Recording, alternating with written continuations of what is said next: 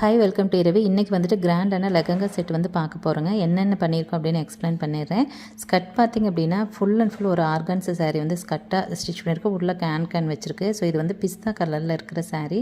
ஹிப்புக்கு வந்துட்டு பெல்ட் வந்துட்டு blouse piece இருக்கு இல்லைங்களா, அதை வச்சு பெல்ட் கொடுத்துருக்கோம். ஹூக்கு தான் கொடுத்துருக்கோம். ஷால் வந்துட்டு ப்ளைன் நெட்டில் எடுத்துகிட்டு அது வந்துட்டு ஓரத்தில் ஸ்டோன் லேஸ் பார்டர் இருக்கு இல்லைங்களா, அது வச்சு ஸ்டிச் பண்ணியிருக்கு. ரொம்ப கிராண்டான லுக்கில் இருக்கும்.